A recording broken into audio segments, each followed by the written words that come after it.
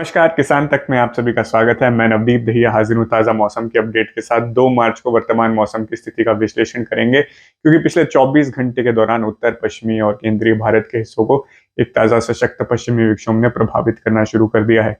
काफ़ी सारे इलाके ऐसे हैं जहाँ पर बारिश की गतिविधियाँ, ओलावृष्टि और तेज़ हवाएं चल रही हैं। वर्तमान अगर सैटेलाइट इमेजरी का विश्लेषण करें तो इसमें भी ये देखा जा सकता है कि पहला बैंड जो बादलों का था वो लगातार आगे पूर्व में बढ़ चुका है। तो संपूर्ण यूपी के हिस्सों में बारिश की गतिविधियां शुरू हो चुकी हैं और देर शाम के आसपास पूर्वांचल के हिस्सों में भी ये शुरू हो जाएंगी। इसके बाद देख सकते हैं कि मध्य प्रदेश, महाराष्ट्र के हिस्सों तक भी ये बादलों का जमावड़ा मौजूद है और कुछ एक इलाकों में हल्की से मध्यम बारिश की गतिविधियां दर्ज की जा रही हैं। लगभग भारत के 40% हिस्सों में अभी क्लाउड कवर बना हुआ है, जो कि लगातार पूर्व की तरफ आगे बढ़ता जा रहा है। साइक्लोनिक सर्कुलेशन पश्चिमी राजस्थान के आसपास इनबिल्ड हो चुका है। अरब सागर से ये सिस्टम लगातार नमी वाली हवाएं इकट्ठा कर रहा है, जिससे सशक्त और होता जा रहा है। गरज चमक के बादलों के निर्माण के लिए स्थिति काफी ज्यादा अनुकूल दिखाई दे रही है। सुबह पंजाब, हरियाणा, दिल्ली, एनसीआर, पूर्वी राजस्थान और पश्चिमी यूपी के काफी सारे हिस्सों में बारिश की गतिविधियां देखने को मिली और लगातार पूर्व में आगे बढ़ गई।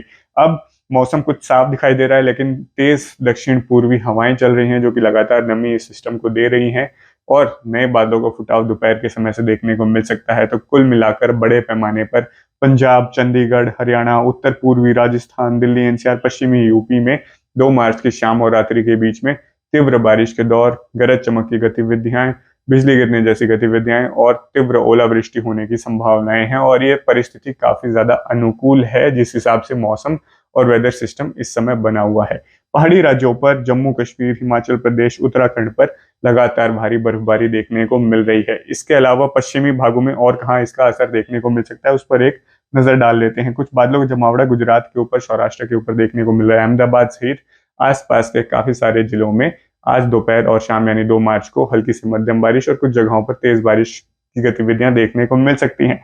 दक्षिणी राजस्थान सहित शाम और रात्रि के समय पश्चिमी मध्य प्रदेश के भी कुछ इलाके ऐसे होंगे जहां पर हल्की से मध्यम बारिश की गतिविधियां जरूर देखने को मिलेंगी। इससे अलग महाराष्ट्र, तेलंगाना, आंध्र प्रदेश, कर्नाटका, केरला, तमिलनाडु के हिस्सों में मौसम साफ और शुष्क ही दिखाई देगा और आने वाले दिनों में भी इसी प्रकार से मौसम बने रहने की संभावनाएं हैं, जो कि लगातार बात की जा रही है कि किस प्रकार से अगले 24 घंटे में यानी कि 3 तारीख की सुबह तक एक्यूमुलेशन होगा। तो कुल मिलाकर उम्मीद की जा रही है कि 100 मिलीमीटर से ऊपर बारिश उत्तराखंड, हिमाचल प्रदेश, जम्मू डिवीजन और कश्मीर के हिस्सों में देखने को मिलेगी और पहाड़ी राज्यों पर रिकॉर्ड ब्रेकिंग जो बर्फबारी है उसकी स्थिति देखने को मिल सकती है। उसके बाद पंजाब, हरियाणा, यूपी के काफी सारे इलाके ऐसे होंगे जहां पर एक्यूमुलेशन मध्यम दर्जे का होगा, यानी कि 20 से लेकर 40 मिलीमीटर के बीच में बारिश की गतिविधियां 24 घंटे के अंदर दर्ज की जा सकती हैं। दिल्ली, एनसीआर, राजस्थान के हिस्सों में एक्यूमुलेशन 10 से 15 मिलीमीटर और साथ में गुजरात, मध्य प्रदेश, पूर्वांचल, बिहार, जहां पर भी बारिश की गतिविधियां होंगी और फैलाव थोड़ा कम रहेगा, वहां पर 10 मिलीमीटर के अंदर ये रहने की संभावनाएं है। लेकिन गरज चमक के बादल बनेंगे तो ओलावृष्टि, सूखे ओले जो गिरते हैं वो भी गिर सकते हैं। तो किसानों की फसलें जो है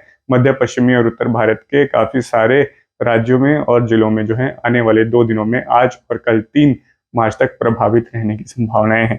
अब बढ़ते हैं आगे। जैसे ये सिस्टम आगे बढ़ना शुरू हो जाएगा, 3 तारीख को मुख्यतः प्रभाव इसका संडे और 4 तारीख की सुबह के बीच में यूपी और बिहार, झारखंड की तरफ हो जाएगा, यानी कि पंजाब, हरियाणा, राजस्थान, दिल्ली, एनसीआर, गुजरात और मध्य प्रदेश के पश्चिमी भाग जो है, यहाँ से मौसम काफी हद तक संडे और मंडे की सुबह के बीच में साफ हो चुका होगा।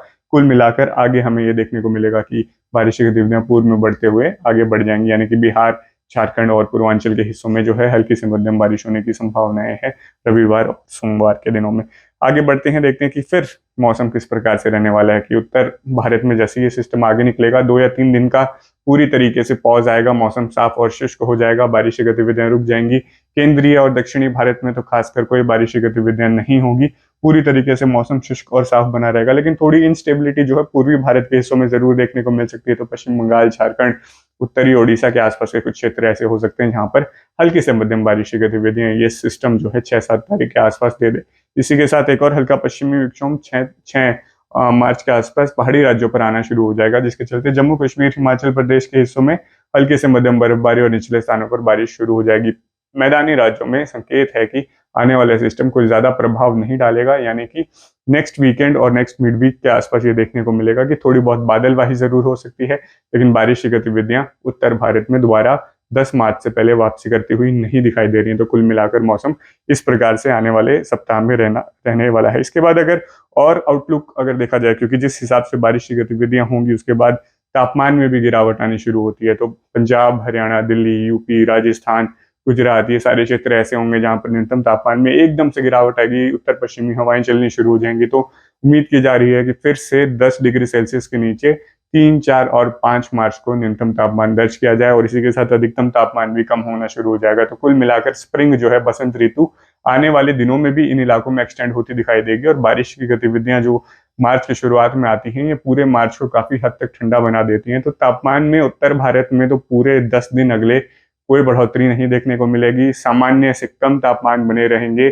और गर्मी की कोई एंट्री उत्तर भारत में नहीं दिखाई दे रही है। लेकिन केंद्रीय और दक्षिणी भारत के हिस्से ऐसे होंगे जहां पर अभी बारिश कम हो रही है, लगातार समर्स एक्सटेंड होती जा रही है मार्च में, क्योंकि पेनिनसुला खासकर जो इलाका है, दक्षिणी इलाके महाराष्ट्र में समर की एंट्री होनी शुरू हो जाती है। तेलंगाना, आंध्र प्रदेश, तमिलनाडु, कर्नाटका में तापमान में वृद्धि दर्ज की जाती है, वो आने वाले सप्ताह में जरूर देखने को मिलेगा।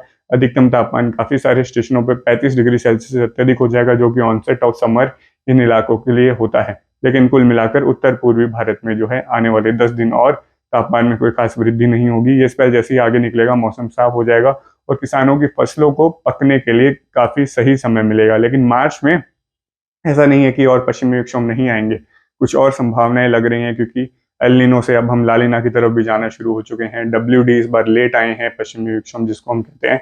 तो कुल मिलाकर मार्च में और बारिश की गतिविधियां होने के लिए संभावनाएं अनुकूल हैं, जिसकी लगातार आपको जो है अपडेट्स किसान तक यूट्यूब चैनल पर मिलती रहेंगी। यह वीडियो देखने के लिए आपका बहुत बहुत धन्यवाद। अगर ये वीडियो आपको पसंद आया है तो इसे लाइक जरूर करें। अगर चैनल अभी तक सब्सक्राइब नहीं किया है तो कर लें और नोटिफिकेशन पाने के लिए बेल आइकन भी दबा दें।